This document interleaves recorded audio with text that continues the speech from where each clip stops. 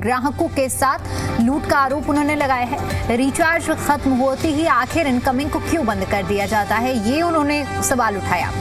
OTP और ज़रूरी call भी नहीं मिल पाती है, इस चीज़ का भी उन्होंने जिक्र किया। इमरजेंसी में फ़ोन बेकार होने का आरोप भी लगाया है।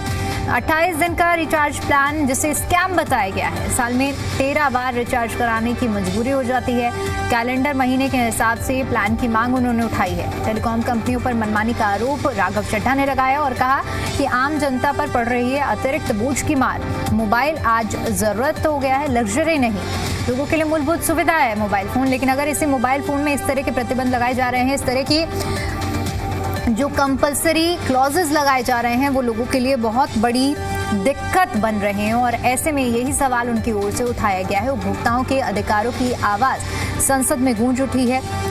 संसद में रिचार्ज प्लान का मुद्दा राघव चड्ढा ने उठाया है। सरकार से पारदर्शी नीति बनाने की उनकी ओर से मांग की गई है। टेलीकॉम कंपनियों को भी नसीहत दी गई है। राज्यसभा सांसद राघव चड्ढा की ओर से उन्होंने संसद में प्रीपेड मोबाइल रिचार्ज से जुड़े हुए मुद्दे को उठाया है। उन्होंने कहा है कि रिचार्ज खत्म होते ही प्लान बंद करना बिल्कुल गलत है। क्या मांग उन्होंने सदन में उठाई है, ये भी ग्राफिक्स के माध्यम से आइए आपको बताते हैं। रिचार्ज खत्म होते ही इनकमिंग आखिर क्यों बंद हो जाती है, ये सवाल उठाया गया है। ओटीपी और ज़रूरी कॉल तक नहीं मिल पाती हैं। इसके साथ ही इमरजेंसी में फ़ोन बेकार होने का भी आरोप राघव चड्ढा ने लगाया है। 28 दिन का रिचार्ज प्लान जिसे स्कैम राघव ने बताया है, साल में 13 बार रिचार्ज कराने की मजबूरी हो जाती है।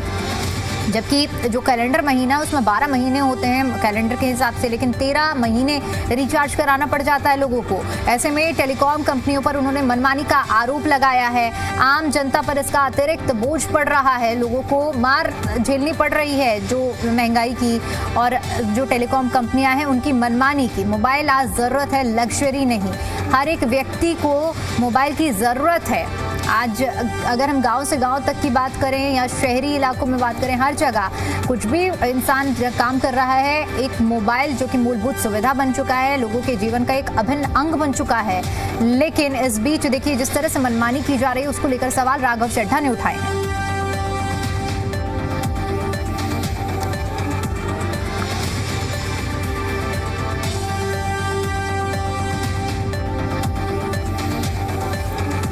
इमरजेंसी में फ़ोन बेकार हो जाता है। 28 दिनों का जो रिचार्ज प्लान है उसे स्कैम भी बताया है राघव चड्ढा ने और कहा है कि साल में 13 बार रिचार्ज कराने की मजबूरी हो जाती है, क्योंकि 28 दिन में जब रिचार्ज खत्म होता है तो सोचिए कि हर महीने के जो दिन कम हो रहे हैं उससे मिला के पूरा एक महीना यानी कि 13 महीने इंसान को रिचार्ज कराना पड़ जाता है। आम जनता पर इसका अतिरिक्त बोझ भी पड़ रहा है और यही मुद्दा राज्यसभा के अंदर आज राघव चड्ढा की ओर से उठाया गया। उपभोक्ताओं के अधिकारों की आवाज़ आज सदन में गूंजी है और उन्होंने कहा है कि रिचार्ज खत्म होने पर आखिर फ़ोन क्यों बंद हो जाता है, ये सबसे बड़ा सवाल उठाया और सरकार से इस पूरे मुद्दे पर पारदर्शी नीति बनाने की मांग की है। टेलीकॉम कंपनियों को भी उनकी ओर से नसीहत दी है। तो राघव चड्ढा ने रिचार्ज का मुद्दा उठाया। सदन के अंदर प्रीपेड ग्राहकों के साथ लूट का आरोप उन्होंने लगाया है कि टेलीकॉम कंपनियां जो कि रिचार्ज खत्म होते ही इनकमिंग को बंद कर देती हैं, जो कि बिल्कुल गलत है। ऐसे में लोगों को ओटीपी और ज़रूरी कॉल तक नहीं मिल पाती है। इमरजेंसी में फ़ोन बेकार हो जाते हैं और भी तमाम तरह के जो आरोप हैं वो लगाए गए हैं राघव चड्ढा की ओर से इस मुद्दे पर और सरकार से पारदर्शी नीति बनाने की मांग की गई है।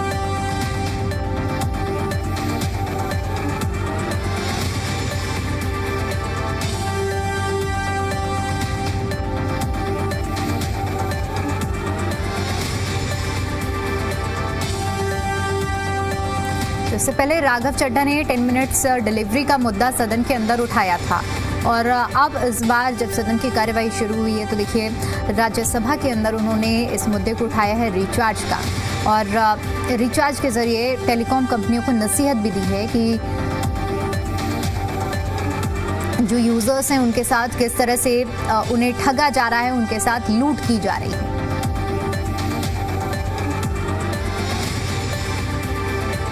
मोबाइल फोन यूजर हैं, जिसमें से 90% प्रीपेड प्लान के यूजर हैं। सर, आज मैं प्रीपेड प्लान के जो मोबाइल यूजर्स हैं उनकी ओर से दो समस्याएं उठाना चाहता हूं। सर, पहली समस्या है कि रिचार्ज खत्म होने के बाद आउटगोइंग के साथ साथ इनकमिंग कॉल का भी बंद होना। सर, जब प्रीपेड प्लान एक्सपायर होता है या मोबाइल रिचार्ज की वैलिडिटी खत्म होती है तो आपकी आवाज बंद कर दी जाती है। फोन मेरा, सिम कार्ड मेरा, नंबर मेरा, तो सर रिचार्ज खत्म होने के बाद आउटगोइंग कॉल बंद होना समझ आता है, लेकिन इनकमिंग कॉल बंद होना सरासर मनमानी है। सर, हमारा मोबाइल नंबर आज हमारी डिजिटल पहचान बन चुका है।